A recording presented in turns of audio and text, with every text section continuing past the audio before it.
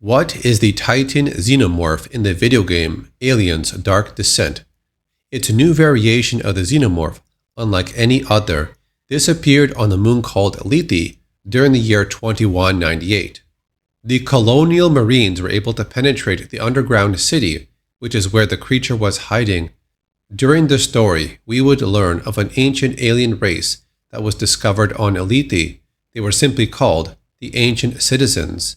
They only had half a body with missing legs, large pelvis bones, long thin arms, elongated heads, and a tube running into the mouth. The fossilized bodies were stuck to walls. This could mean they were grown that way or were placed there later on. With no visible legs, this might mean they crawled around using their arms. We don't know anything about their origins, history, or what role they had back then. All we have is speculation and theories. If they did settle on Lethe long before any human settlement was established, it's possible these ancient citizens bred the xenomorphs here for some purpose, or they were overrun by xenomorphs later on. These ancient bodies were discovered underground in a place called Xeno City, which was inspired by H.R. Giger's paintings.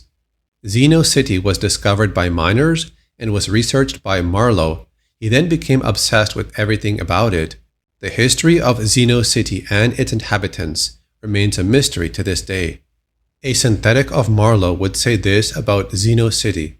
There you are. I suppose you've met the owners of these premises. There's so much we could learn from them just by walking those galleries. Within Xeno City, they would find bigger versions of the alien eggs, which they called Titan Ovomorphs. The larger eggs did not react to humans nearby, perhaps because they were too big for a small human host body. Instead, these Titan Ovomorphs were made for a much larger host. We do see one ancient citizen was attacked by a Titan Facehugger, and the alien did emerge from its body. We're just not sure how the eggs got here.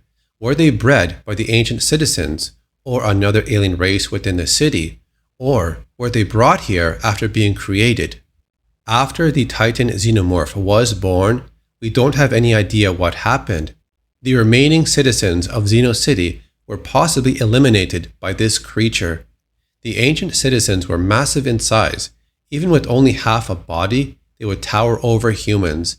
When Marines would find the Xeno City, they said, "This place feels very old.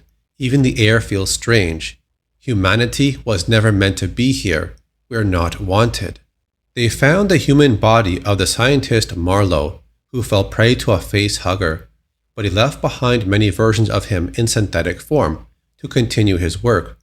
The Marines would be looking for Cassandra, who Marlow referred to as the Voice. She had a special ability to either hear or communicate with the aliens. She was held captive by Marlow while he did research on her. Marlow would create a cult that followed his teachings. He made technology that would suspend the gestation process of a chestburster, and they were then recognized as part of the Hive. Marlow modified their bodies with cybernetic and biochemical changes. They were called the Guardians, and they would protect the Hive from outsiders, but it's assumed they had no direct control over the aliens. They showed further brainwashing, as they say Cassandra's voice is the key. She opened their minds to the Hive. Through her voice, they understand the aliens' purpose.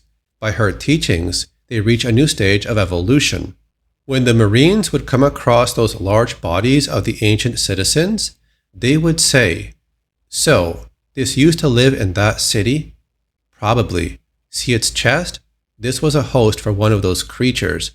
The synthetic Marlow would tell them, "She is the only voice the Hive answers to. Cassandra is the bridge between your two species, the door to xenosynthesis." Cassandra has a special gift, but so does her father Harper. When Harper makes contact with the Hive, he would pass out when it becomes too unbearable. But what Cassandra goes through is much worse. When Cassandra is located, she warns the others, "Oh no, it's waking up," which means the Titan Xenomorph was dormant all this time. One Marine gets taken out by the Titan's inner jaw. Then its full body is revealed. It's got a massive body, a huge crest on its head, very thick armor. It has a tail but no legs, so it moves around by pulling its body with its long, thin arms.